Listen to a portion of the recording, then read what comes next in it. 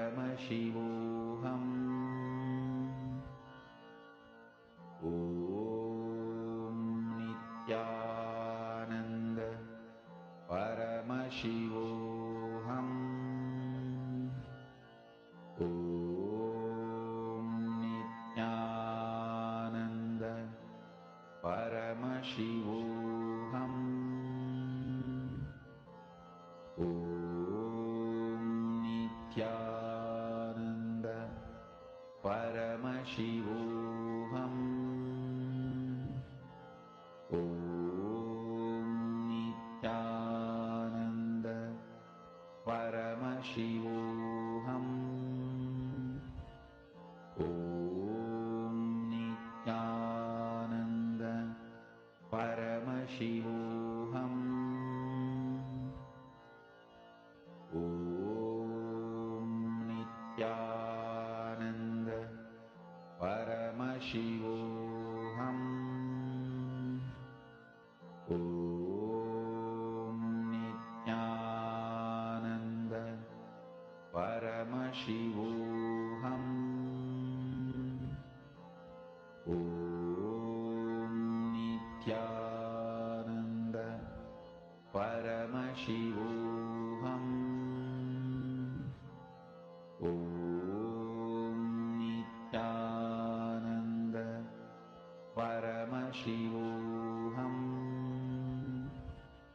Om Nithyananda Paramashivoham. Om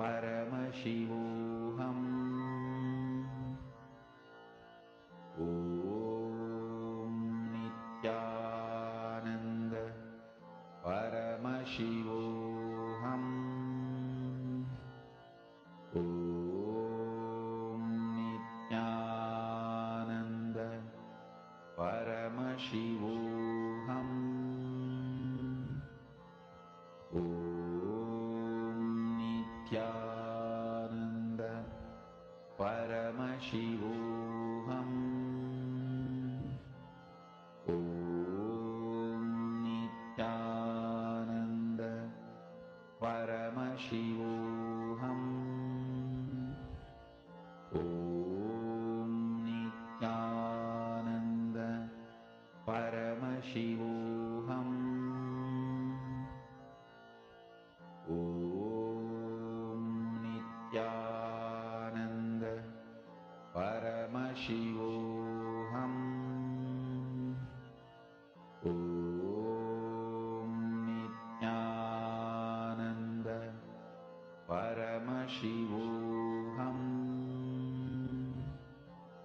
Om Nithyananda Paramashivoham. Om Nithyananda Paramashivoham. I request all of you to share how many of you have manifested. How many of you have started manifesting this power?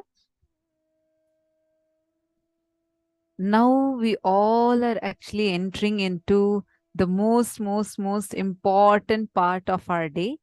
All of us are now going to be entering into the death meditation process. And for this, from now till the darshan gets over, I request everyone to not get distracted for the next few hours.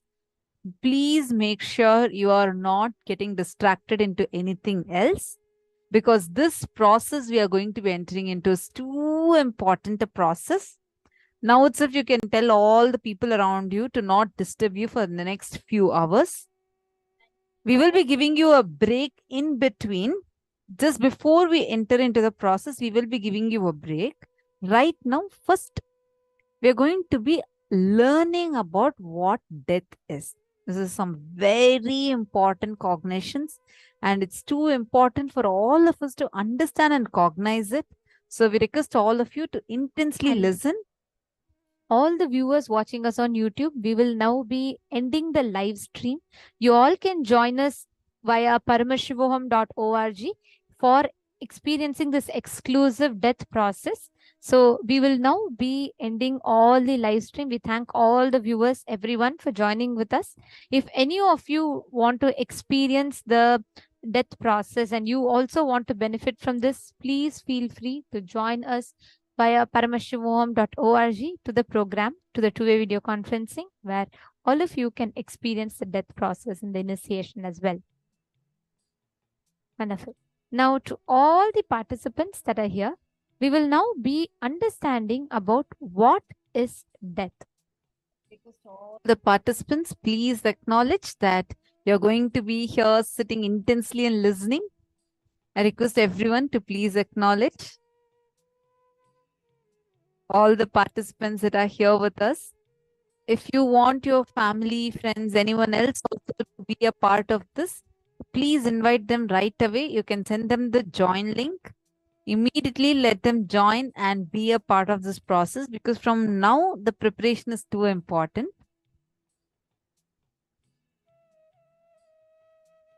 Ma Sonia Ishana, yeah, don't worry, ma. We'll guide you the death meditation process. Swamiji himself will guide you. Don't worry about it right now. First, we are going to be entering into the preparation. Once the preparation is done, this preparation is too important. Even one cognition you should not be missing, because everything will directly impact your very consciousness. So I request all of you to come and quickly settle down. Maharlin is posting, death is a subject that I must overcome the fear of. Fear of the thought of it. Don't worry, Maharlin. This process will definitely help you. We are going to work together during the completion process and during the whole process. I just have one request. All of you, please listen intensely. Do not sleep off. Do not doze off or get distracted into something else, because it's very, very, very, very important process.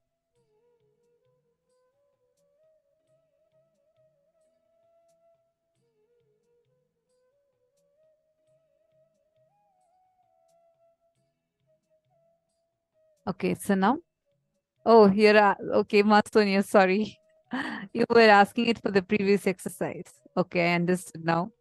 I think I got, I thought you were asking now. But anyways, let's all get ready now.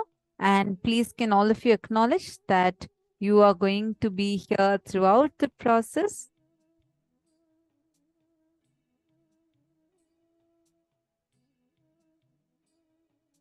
I request all the participants to post yes in the chat. And Ma Sarika Chani, Ma Priyatmananda, Ma Shamla Pillai, can I request all of you to please come on camera? Ma Nisha Ben Patel, Deepika Praveen, who all are here for the very first time?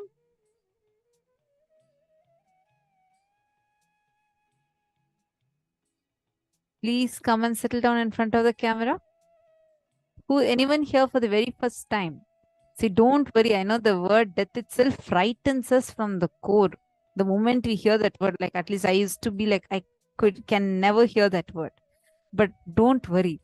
Right now, even that, the most terrorizing part of our life, you are going to get the power to overcome the fear of it. Swamiji himself is going to be walking us through this conscious death process.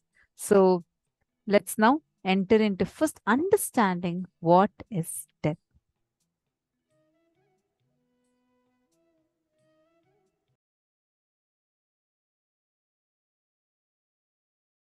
Listen to this word. Marana smarana. What it kindles in you is your natural organic existence. Marana smarana. What it kindles in you is your natural organic existence.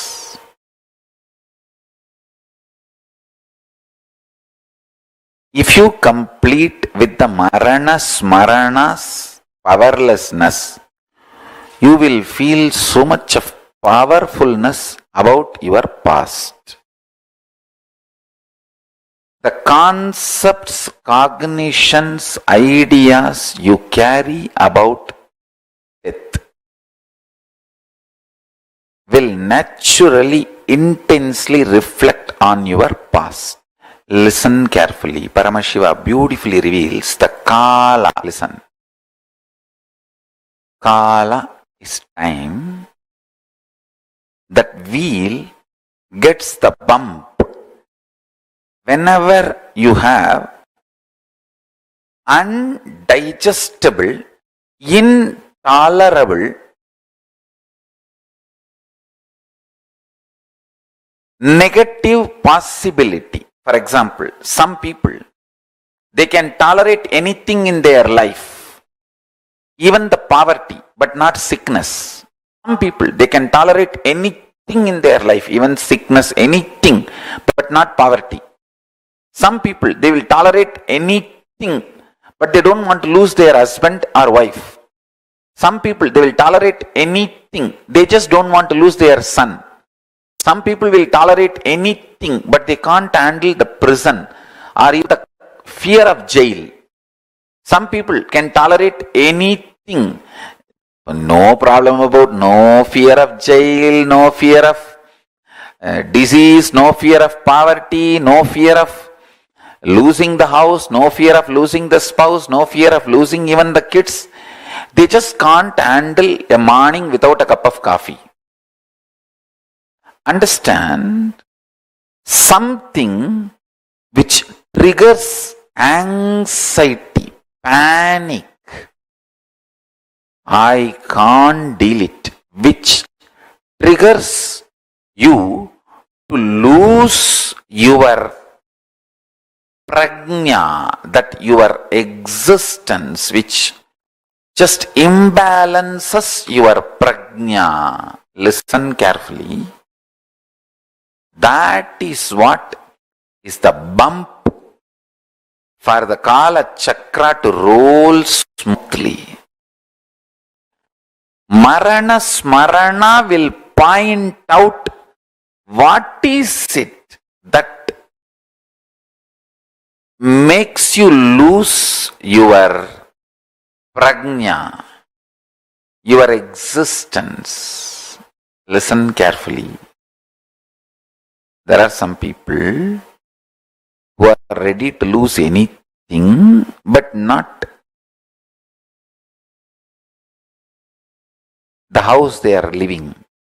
There are some people who are ready to lose everything, but not any parts of the body in accident. There are some people who are ready to lose anything, but afraid of getting imprisoned, jailed. There are some people who are ready to lose, they have no fear of jail, poverty, health, but they can't even think of losing the spouse. So like this, each one has some trigger point which makes you fall out of your prajna, balance of your prajna. Marana Smarana triggers that. Listen carefully. You all should do Marana Smarana and trigger that pain point and heal it once for all. You just have to poke that tumor and pus should come out. What can be done? Nothing can be done. When you do the Marana Smarana, Bhishmashtami is 2nd February. So, when you do the Marana Smarana,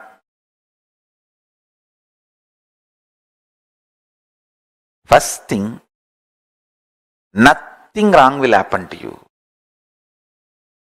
All my disciples should know very clearly, Marana Smarana will make you more beautiful. And I really want you to know, Marana Smarana will make your liver very actively involved with the life.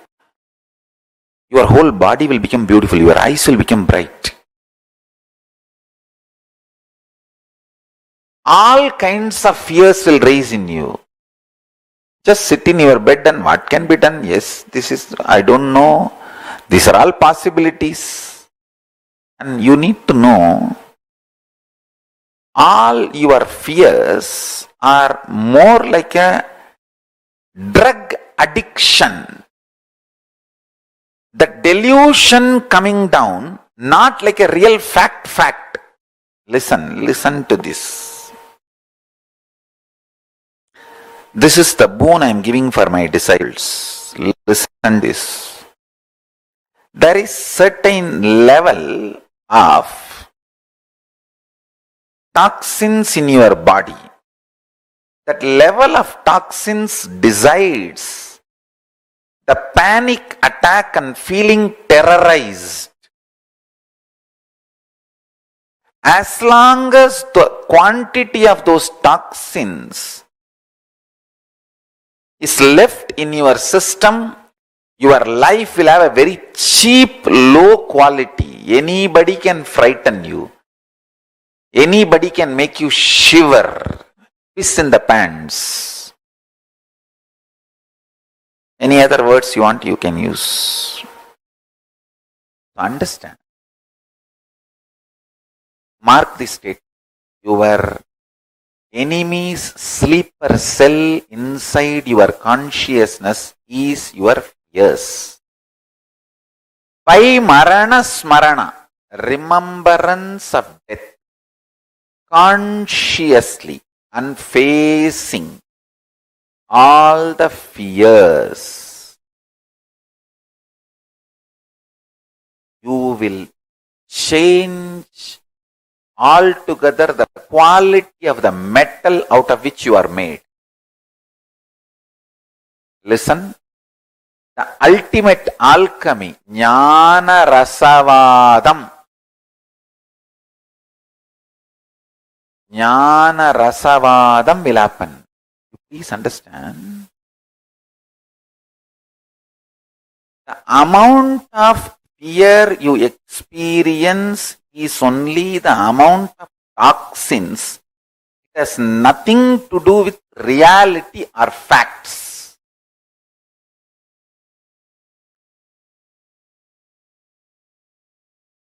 You don't cry all the time to your friend. You know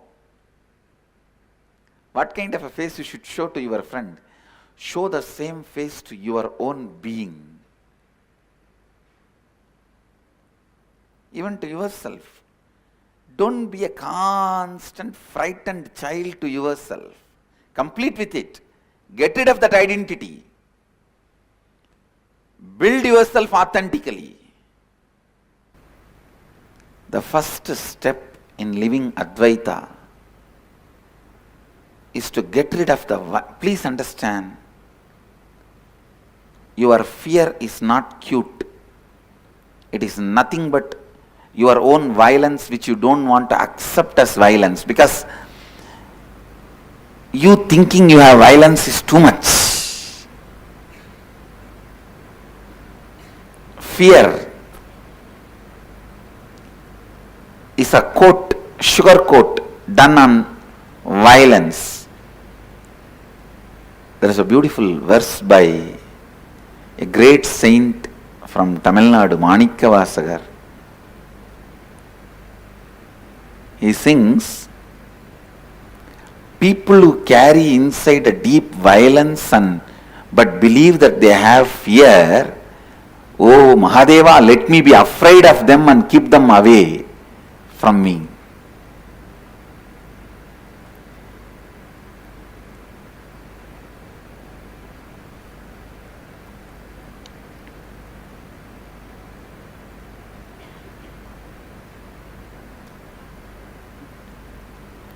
First, complete with that frightened child inside.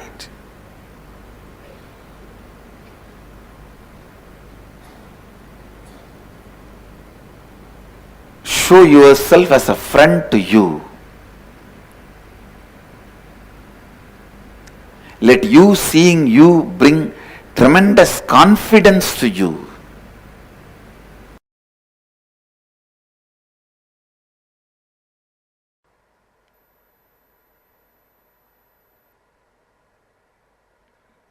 Love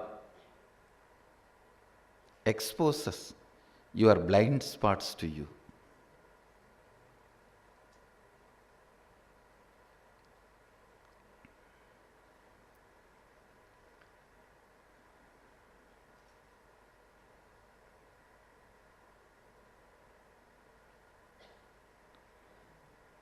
when the real tsunami of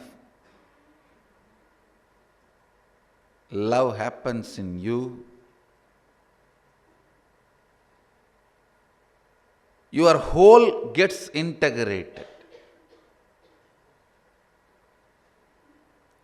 When the tsunami of fear happens to you, your whole gets integrated. That is why when there is a survival threat, you express so much of energy, whether to fight or flight, for both. The speed with which you fight or the speed with which you run away, both will be extraordinary when there is a survival mode, because it integrates you completely. Same way when you are in love, it integrates you completely.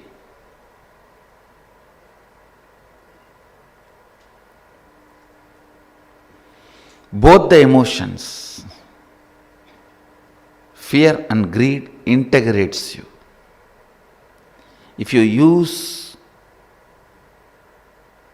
your love to integrate you and make your declaration reality, you are a bhakta, devotee. Path of devotion you are traveling. If you use your fear, integrate you, and make your declarations into reality, you are using the path of renunciation.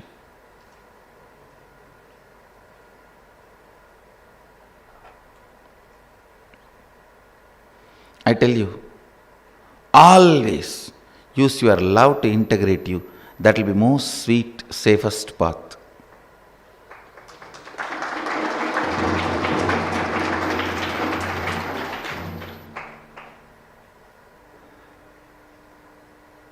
Declarations are sweet, declarations are tasty, declarations are powerful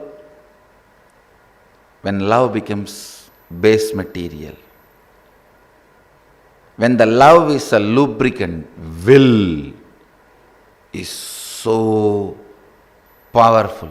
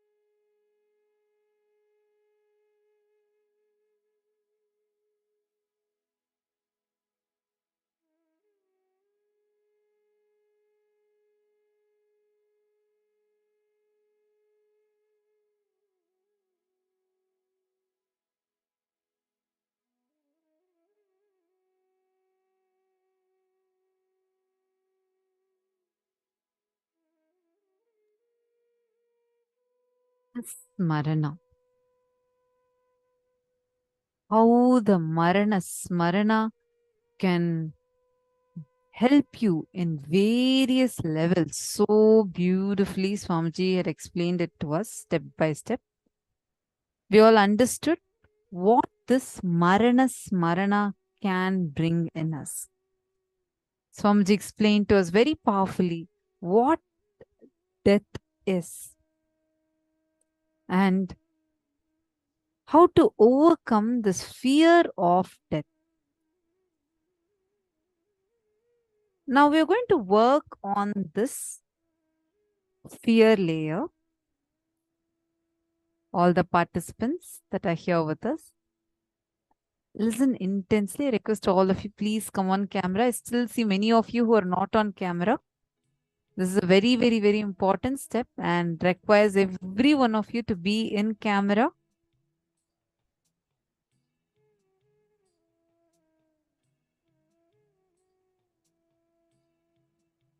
Please sit on camera now, meaning sit in front of the camera now.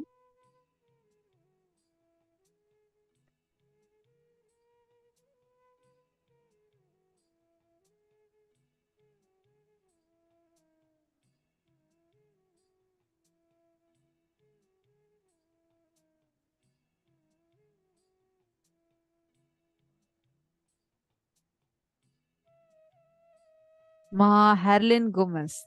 It's okay. Now let's this fear pattern. That's exactly what we are going to be working on. Don't worry about any of your fears. Swamiji is going to take us through step by step into working in that. So I request all of you to first settle down. Make sure you're seated in front of your camera.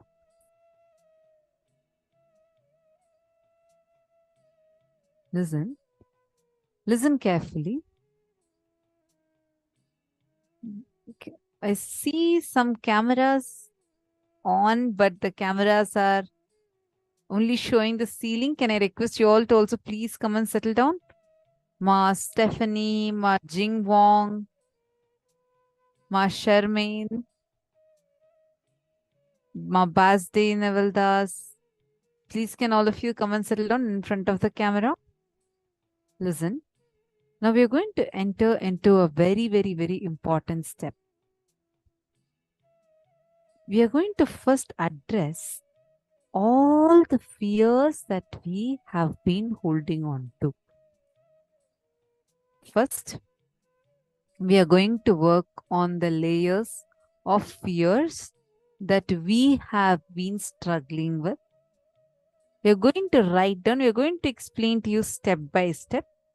During this process, if any one of you may have any questions, feel free to ask us. We'll help you understand.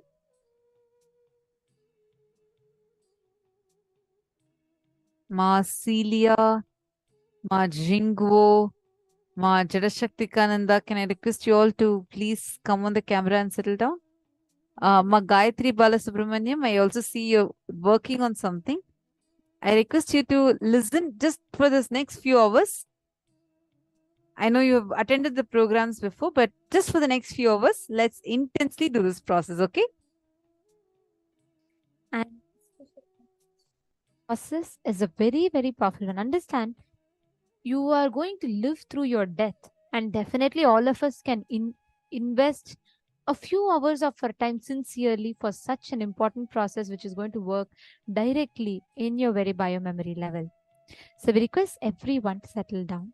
Swamiji in this video revealed to all of us about how all the fear, the layers of fears that we carry, the core of all this fear is the fear of death, dying.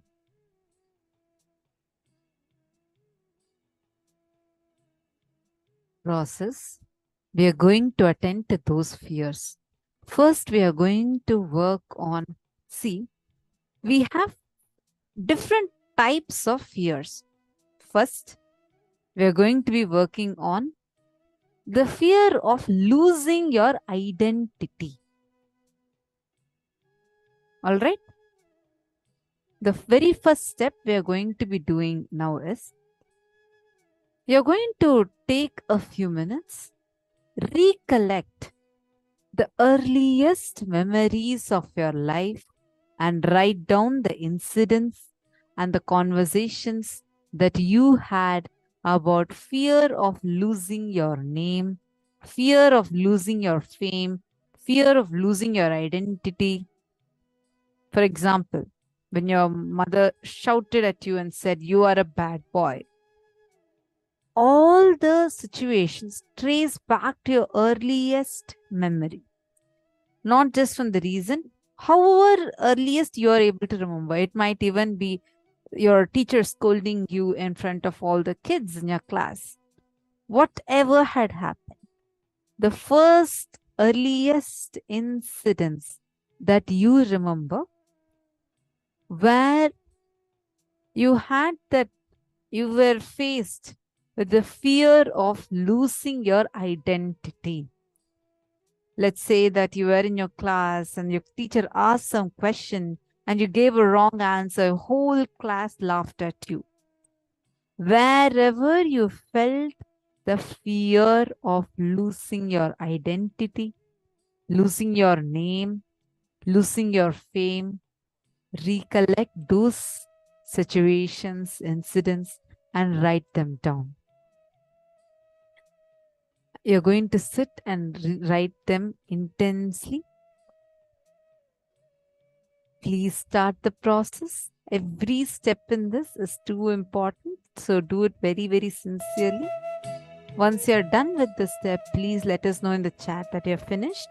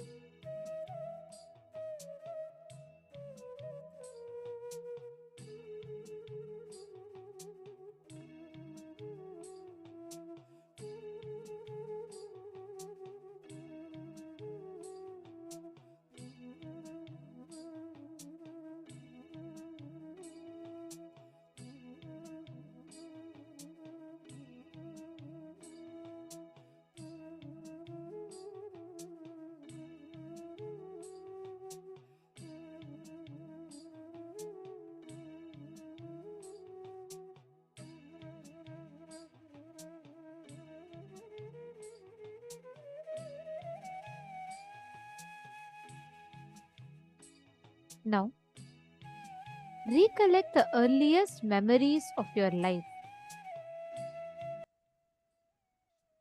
I request every one of you who have finished step 1 to please put done, step 1 done in the chat. If you have finished step 1, please put step 1 is done in the chat.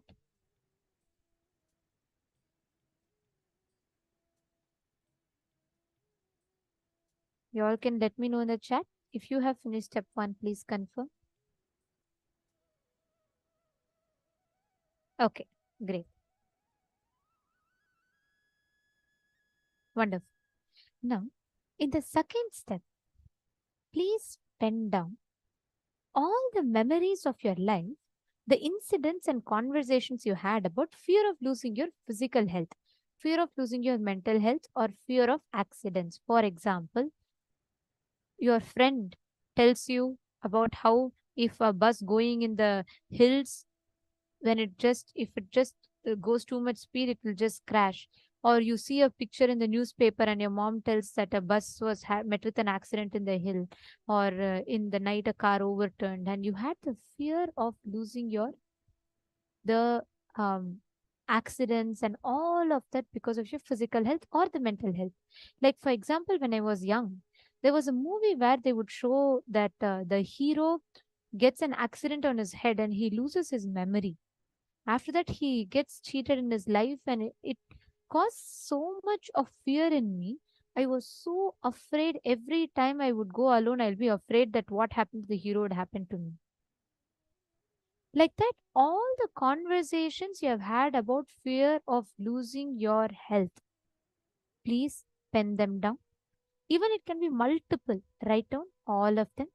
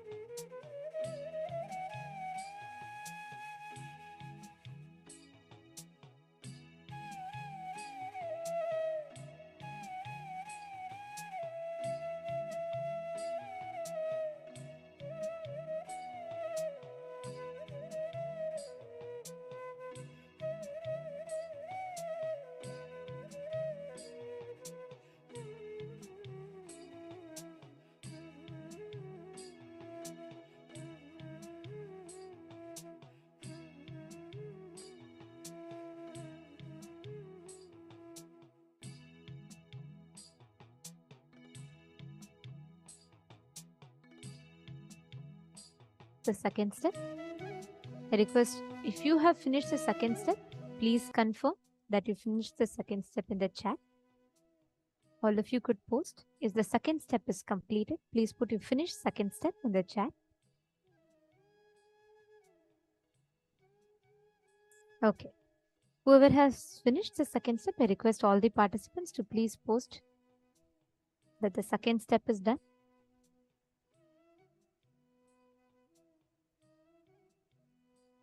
Now, let us all enter into the third step. Listen very carefully. All these conversations that you have about each of this sits inside of you as fear. So please completely open up. You're only going to write for yourself. So be very open with yourself and write down. Recollect the earliest memories of your life, all the incidents and conversations you had about the fear of losing your wealth and all your possessions. Maybe your mom would have told you that if we lose all the possessions, we'll be living on the street. You saw one of your friend struggling even to buy her meal. Or you saw someone poor suffering in the road, sleeping in the platform. All of these caused severe fear in you about losing your wealth. You had the fear that if we lose wealth, then we are gone, our life is doomed. All such incidents and conversations, please write down, pen down.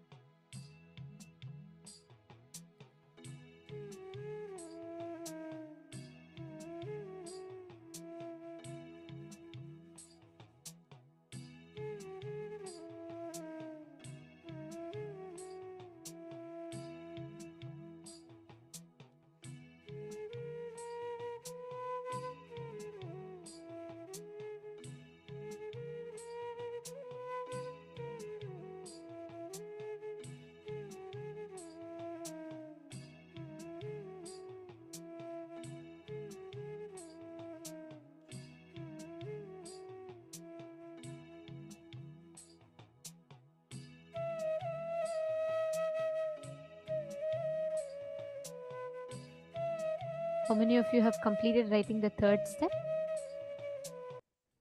If you have finished, please put yes in the chat. Yes. Now, we are going to be entering into the fourth step. In the fourth step, I request all of you to pen down the earliest memories of your life, the incidents and the conversations you had about the fear of losing your loved ones or the love of your loved ones.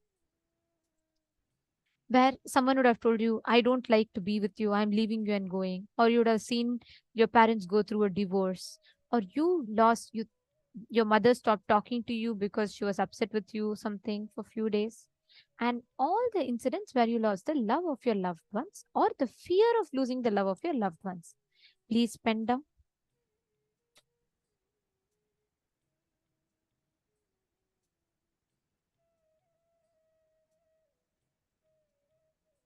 As soon as you all finish, I request each of you to keep posting so that we can move ahead.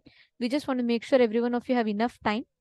So once you all finish, please post that you're finished so that we can move to the next step. Please continue pinning down.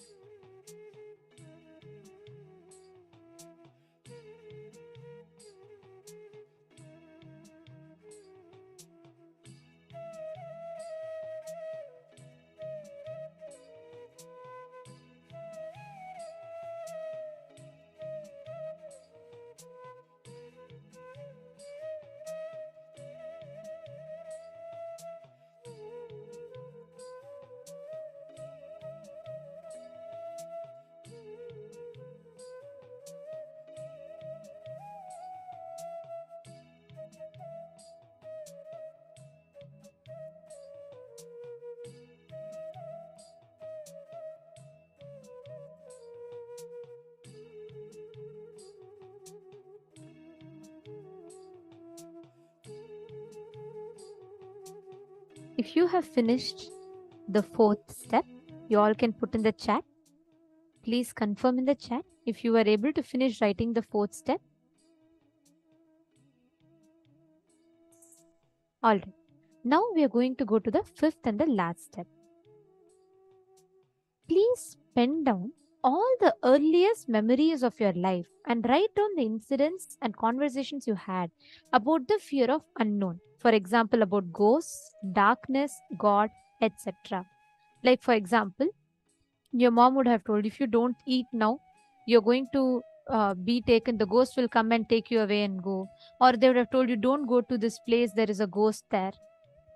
All such conversations you have had, please pen them down.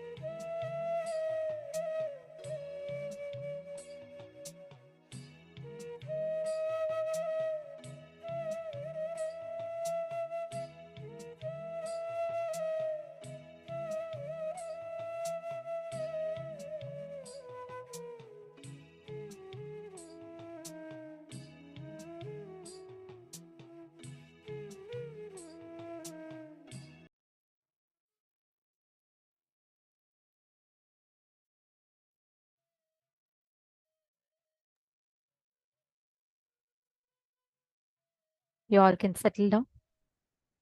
Now, the first step to understanding or entering into the death process is to understand how Swamiji went through the 5 death experiences in his life. Because we just wrote about the physical pain, the mental, the fear of losing the health, fear of losing the love, fear of unknown, all of these 5 types.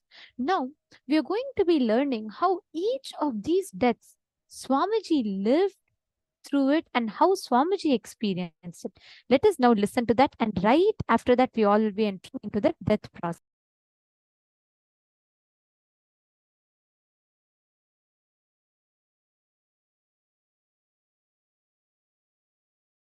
The first death I faced in my life, my father's elder brother's son, elder son, he died. He fell into the village well. He went for a vacation to one of his relatives' house. You all know in Indian villages, if the school holiday, immediately we'll pack and go to some aunt's house, uncle's house, 2-3 days run around there and come back. It's the only way of vacation. He went to a vacation nearby village. My family is a tight-knit family. They don't marry outside not even outside community, not even outside the family. They'll marry inside. If you pick up one person, he will have 10 way of relationship with other persons. So, this boy used to be dumb and deaf little. So, he can't speak fluently. He went for vacation and the villages will have a wall, the well without wall. So, this guy was running around and fell into that well and died, unfortunately. So when his body was brought, first time, it's reality for me, somebody whom you saw till few days before will not be there with you anymore. I can say in a way he was my first devotee. He used to have a great devotion for me. He is the one who will bring water, flowers, everything for my puja. He had a tremendous love and respect for me. Even though I am younger, to him, he will bring all the things necessary for my puja, help me in puja, assist me. Very religious person. And I used to give him a lot of attention. I am the only person who can play with him or who can entertain him. You see, in all other play, you need to talk, you need to interact, you need to be equal. But my play is sitting with the deities and playing, doing puja. There you don't need to talk much. And only I will be able to accommodate him in my play. Nobody can accommodate. So I used to have a tremendous love for me and my first assistant, maybe I can say, and a great devotee. Suddenly, he is not there. Apart from my practical problems of who will assist me in my puja and all that, who will fetch me water, who will get me flowers, who will get me sandal paste, then with that only you can do puja. I was thinking, who will do all this work? Such a big shock. The basic understanding that death is inevitable got drilled in me. Actually, I can say, this awakened the sense that I have to be dependent only on me, only on my body and mind for anything I want to do. Society will not be a permanent help. That reality was completely experienced by me. I can say, surely it has awakened a very deep, next level strands of DNA in my body. So, independence. I can say, this was one strong shift in my body. My body has started becoming yogic body. See, my whole idea of depending on somebody was lost. I have to be completely dependent only on the 6 feet frame for anything I have to do. The second death was my grandmother's, my grandfather's elder brother's wife. She lived the ripe age of more than 103. And till the end, very healthy. The funny part in this is, please understand, the most funny part in this is, all these deaths I am describing happened like a process, one by one by one. Now if I look back, it was such a great preparation.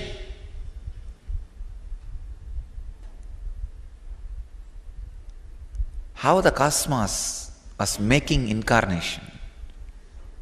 Actually, I myself enjoy that story. I am writing an autobiography. I do not know whether somebody else is enjoying or not, going to enjoy or not. I myself intensely enjoying. Oh God, what a play! What a leela happening. It's such powerful truth, such powerful incidents, played so beautifully, such a coordinated way.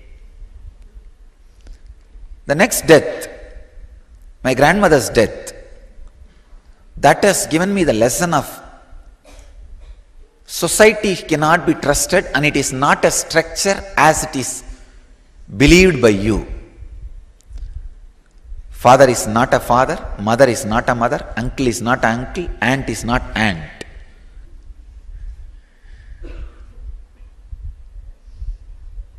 Things can be completely different. See, first time I realized people can talk one thing and think something else. I never understood you can think something and talk something else.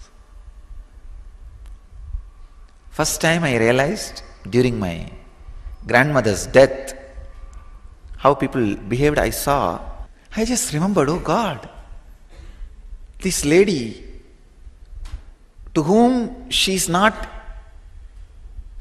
giving, but that guy is giving so much.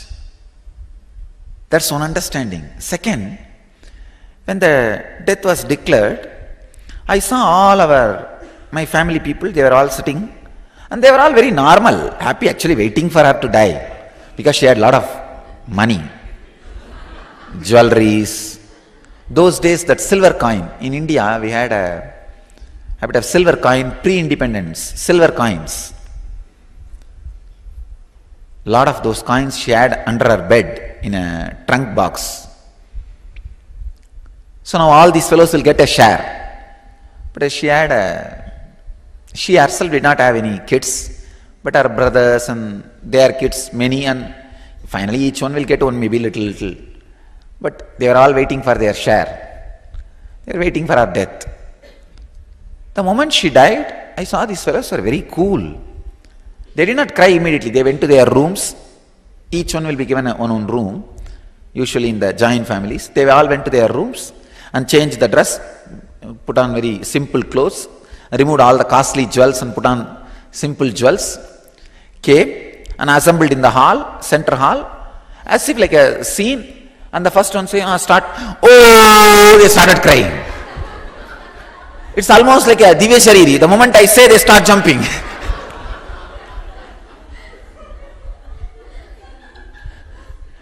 First time, my idea about society crumbled down. Because one of my uncle was forcing me. I cry. I said, no, I don't feel like crying. He said, no, everybody is coming, cry. I said, no, I won't. Then he slapped me. I just held his hand and said, if you touch me once more, I'll tell everybody what all you guys did in the room. Fighting for our jewels. Then my father intervened and said, you know, this fellow will really tell. Why are you playing with him? Why are you beating him at this moment? He will really sit outside and tell everybody before they come inside. Then they understood the danger. They put me in a room and locked me. They locked that room. I was inside that room. I can say, I cried for maybe half an hour or 1 hour. Then when I just fell, it was a big opening, a kind of a breaking. My whole being settled. My respect for society has disappeared.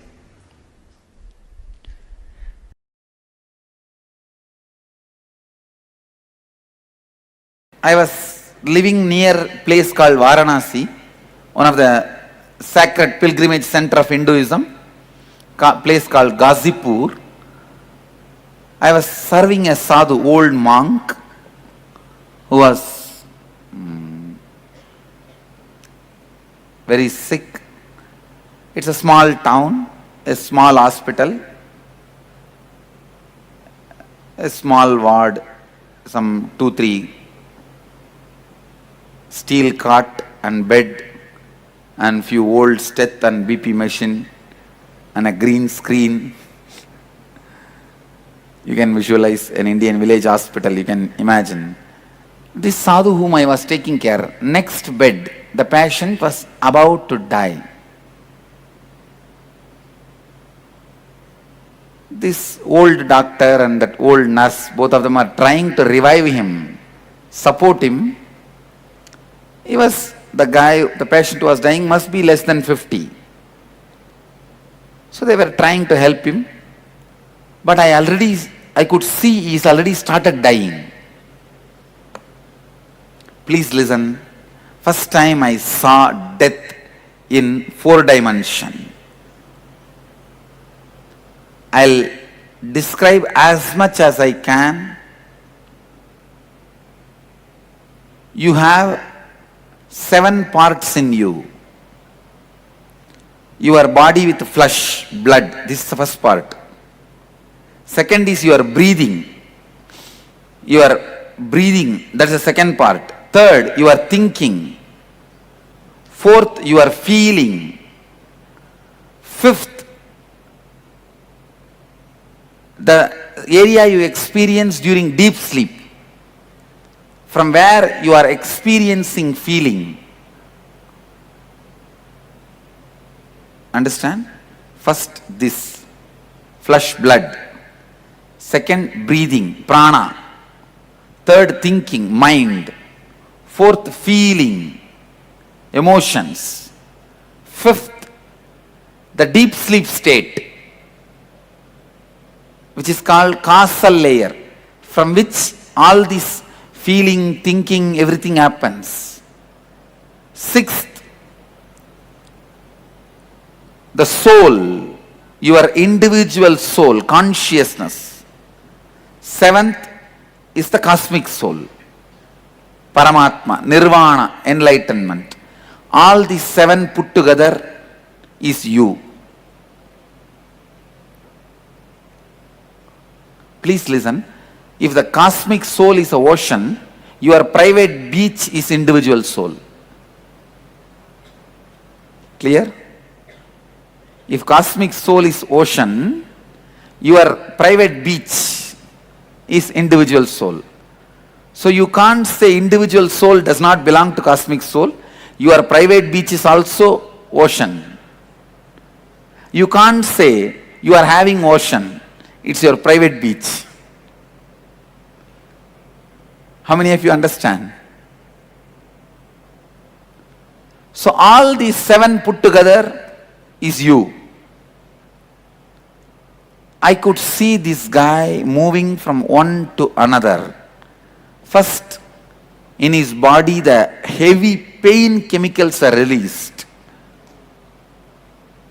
How many of you experienced scorpion bite in your life? Scorpion bite. Scorpion bite. Any? Usually, if the scorpion bites in that area, for you not to feel the pain, your body will release the painkillers, anti-pain chemicals. That will only make that whole area swell.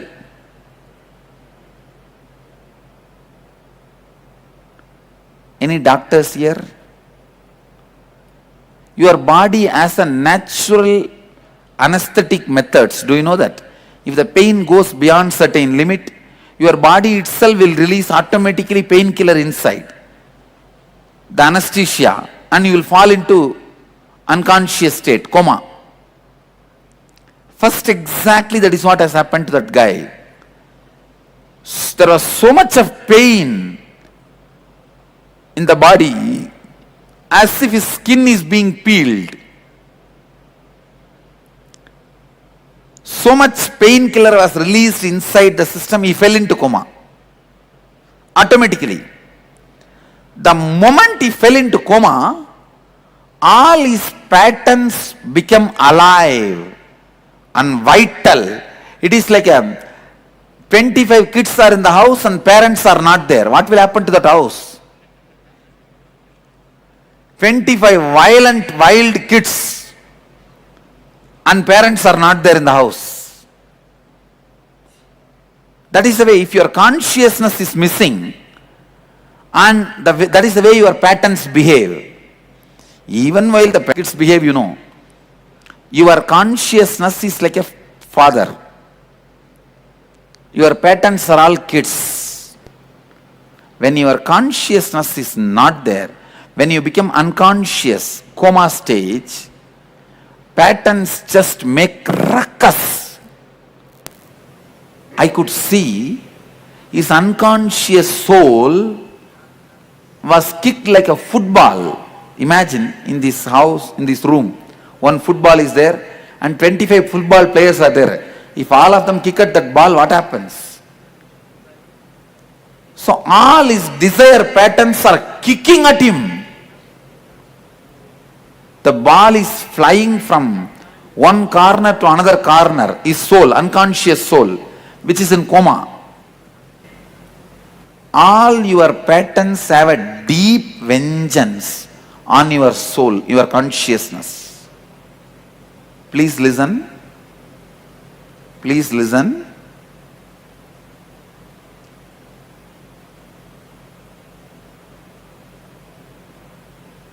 I could see in that person all the desire patterns are kicking him, asking, I told you fellow, I want to live, I want to live, I want to live.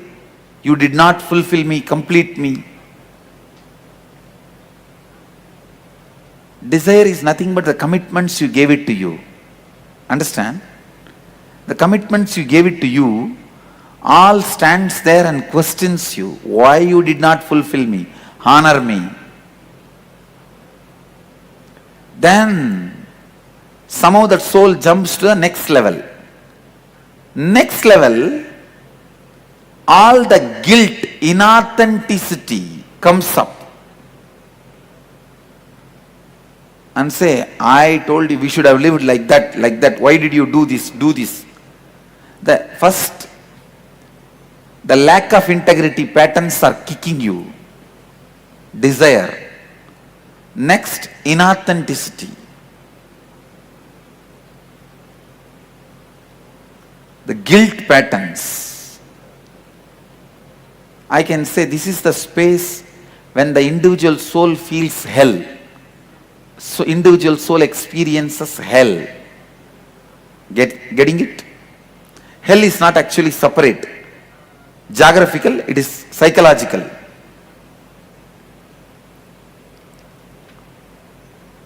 And then soul moves to next. All the pains you experience in your life, your irresponsibility patterns, that comes up and shatters, beats the soul which is already unconscious. then it finally goes and falls into that deep sleep layer. From there, it doesn't move further. It immediately goes and takes next body. In that unconsciousness itself. So that is why you do not know what kind of a house, parents you are choosing. You just close your eyes and walk. After entering only you open your eyes and see, oh God, I thought I am coming to the cinema theatre. Now only I understood. I came to the garbage tank. Oh, you are a garbage can. I thought you are a Pizza Hut. After you enter into the garbage tank, garbage lorry, you say, I thought I am in the Pizza Hut. But now you cannot change. You have taken already one more body. Exactly this is what happens while you die. Please understand, I am giving you the visual description of what happens. You do not touch your individual soul or cosmic soul, your individuality, without even touching your individual soul or the cosmic soul consciously, takes another one birth. It is like you are dreaming, without even waking up, you fall asleep and again dream. Again fall asleep, again dream. You never come to waking state. How many of you understand? That's the way body is assumed.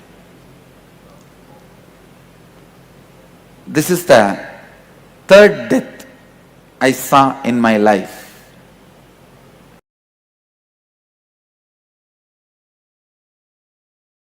When you remember that death is going to happen to you, the respect which you carry for your ego will come down.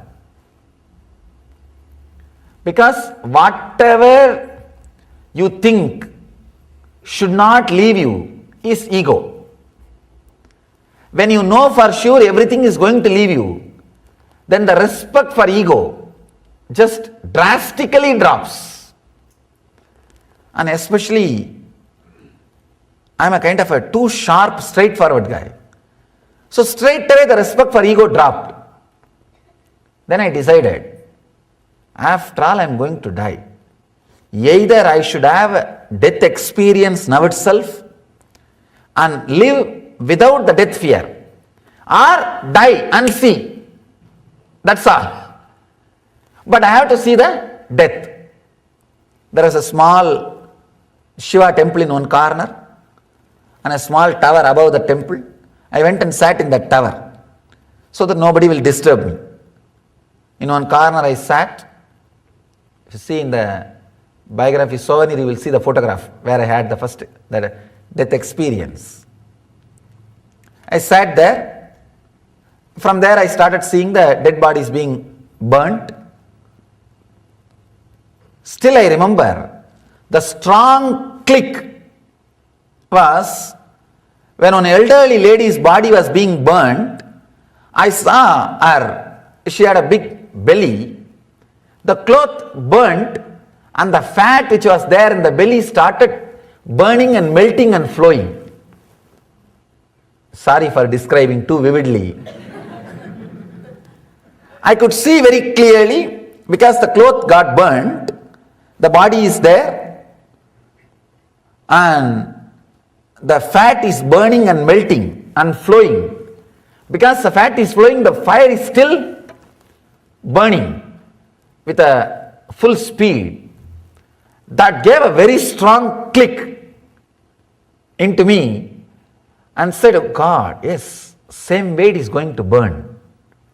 And same thing is going to happen to this body also. Let it happen. That click opened up a deep fear of death. And that fear, when it spread all over the body, when I faced it consciously, I could see very clearly that fear spreading all over the body. When the fear met my awareness, hit my awareness, that became death experience. Understand? Whenever your fear is suppressed, it stays inside you as a suppressed fear. Whenever it comes out and you are not consciously facing it, it becomes a fear stroke and shakes your whole nervous system and breaks it down. If it is faced consciously, it becomes death experience. The fear, death fear, if you just escape, run away, when that fear happens, it becomes death. When you face it consciously, it becomes death experience. Death fear plus subconscious is suppression. Death fear plus unconscious is nervous breakdown. Death fear plus conscious is death experience. Understand? I have given a clear explanation, clear equation. Death fear plus subconscious is suppression, perversion. Death fear plus unconscious means you don't suppress, but neither you face, you just get shaken, frightened, fear stroke, nervous breakdown.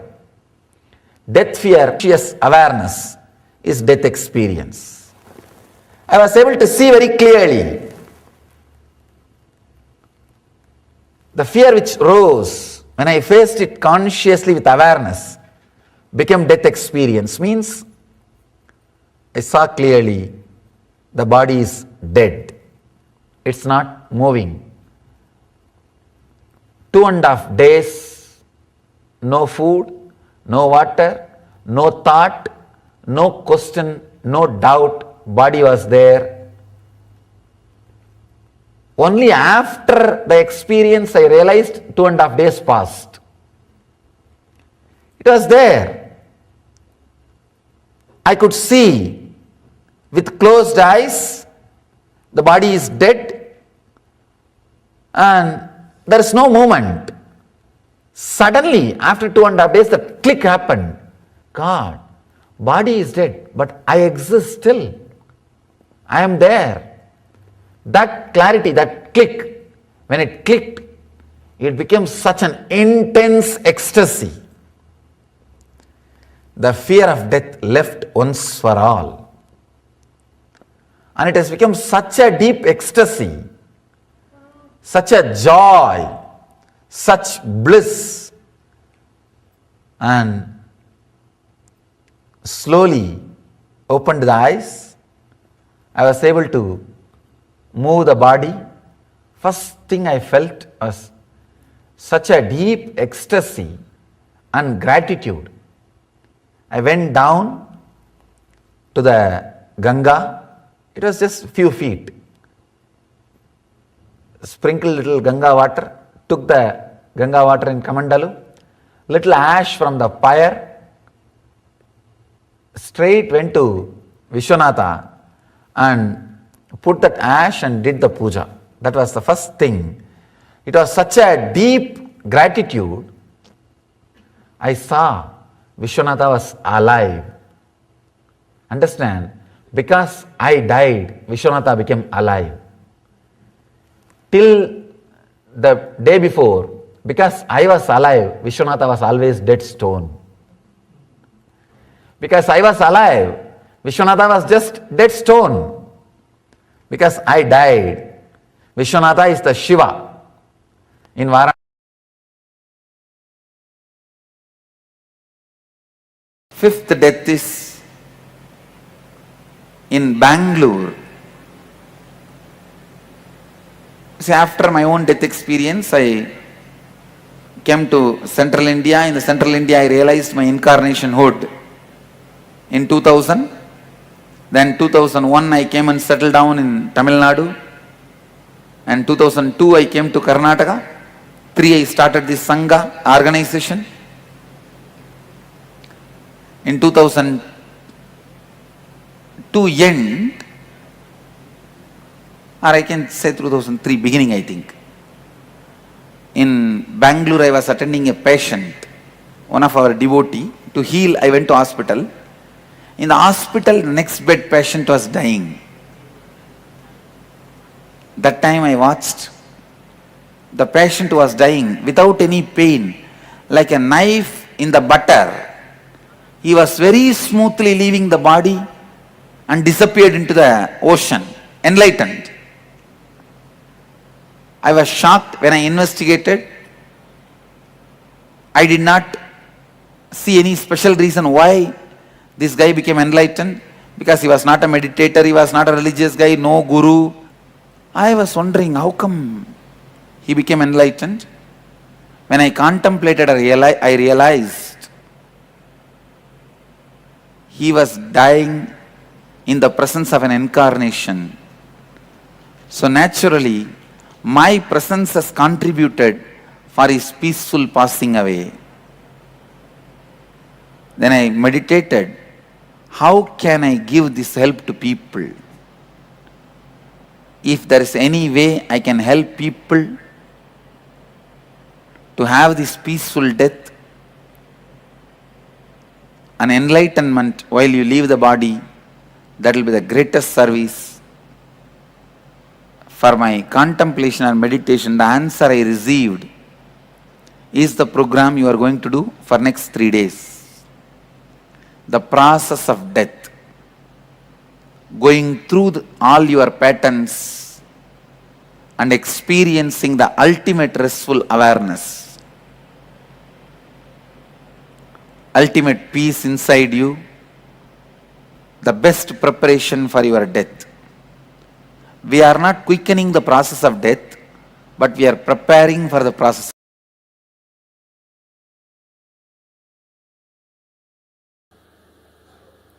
Let me tell you one incident happened in my life.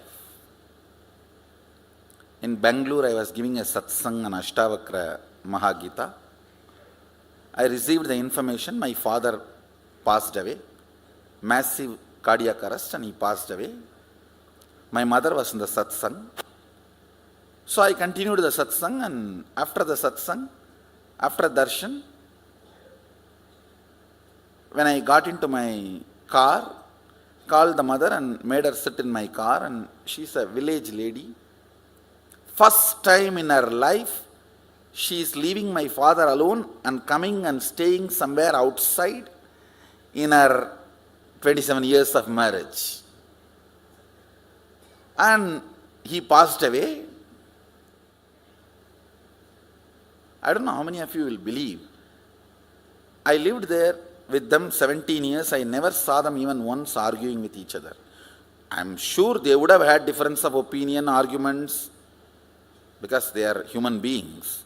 Even Mahadeva and Sati had argument. What about, come on, even he had marital problems. So, no, I'm not saying they would not have had, but at least they managed such a way that never in front of us, never in front of kids, I've seen them raising their voice or arguing. Very happily they lived. So she's sitting next to me, and I'll tell you exactly just few words I told her. First word I said, Ma, I think father is not feeling well, he is in serious condition. She just looked into my eyes. Next statement I said, I think he is dead. She looked into my eyes. Third statement I said, please understand, I'm talking to my mother inside the car where nobody is there. It's a complete private conversation. I told her, you know, I can bring him back. Do you want? That's all I asked. You know, I can bring him back. Do you want? The statement she made, I tell you with all my integrity, Swamiji, that is between you and his soul. I will not interfere. That is between. Just now she received the news, and she knows I can bring him back. She's a village lady. She did not have time to think and answer, spontaneous, straight answer. I know how dependent she is on him. She said, in Tamil, she said, Swami, அது நீங்களும் அவரும் முடிவு பண்ணணும், நான் தலையிடக்கூடாது சாமி. I just hugged her and said, that's why I chose you as my mother. There are many moments you are proud of me, now I am proud of you, I told her. There are many moments you are proud of me, having son like whatever. I said, now I am proud of you. I told her in Tamil. பல நேரத்தில் நீ பெருமைப்பட்டிருப்ப, இப்போ எனக்கு பெருமையா இருக்குமா?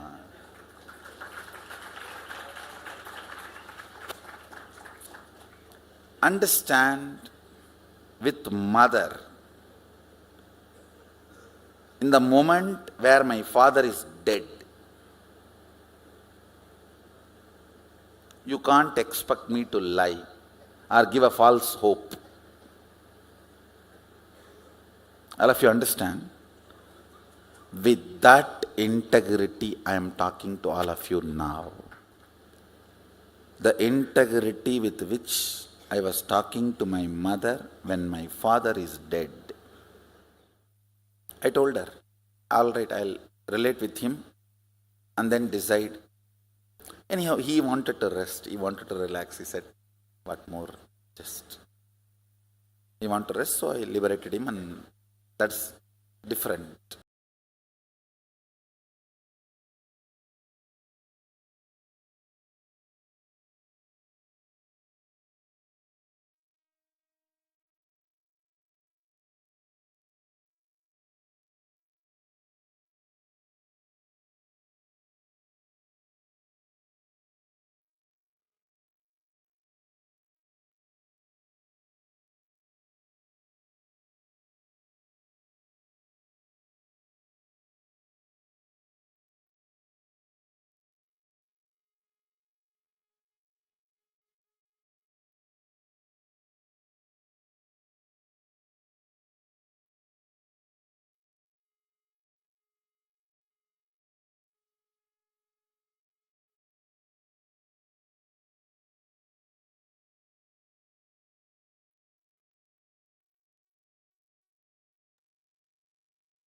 Now, Swamiji revealed very beautifully about the 5 types of death, which we all did the exercise also about before, right? All of you did this exercise. Now we are going to be entering into the process. Can I request every one of you to sit up? Please sit up straight. We are now going to be entering into the death process. Please sit straight.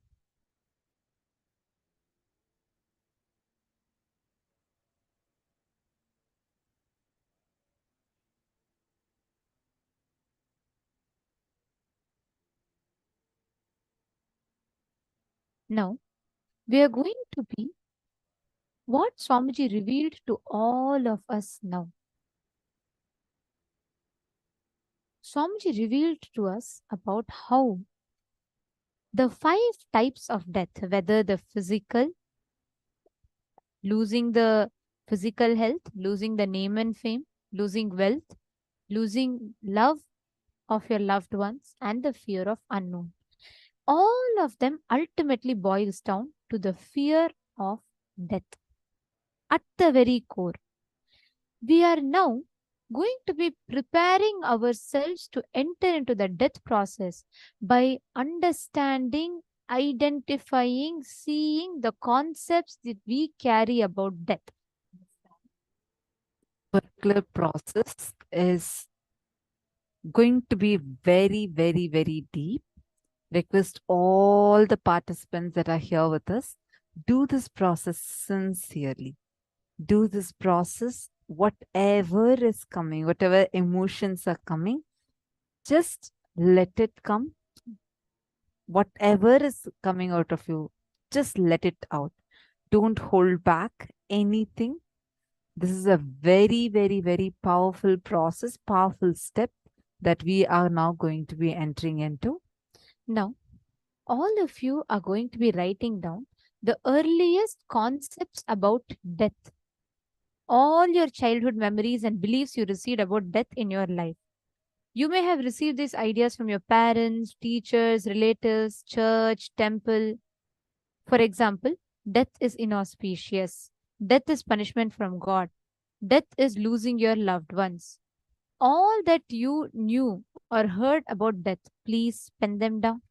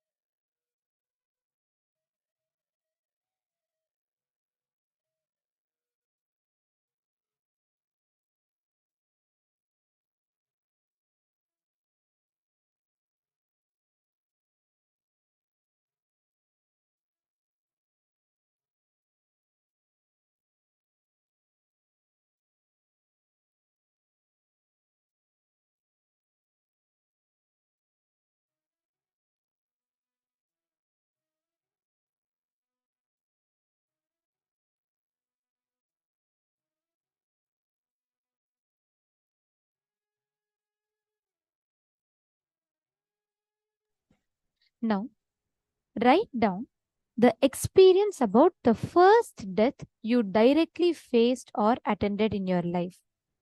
Understand? Go back to that very incident.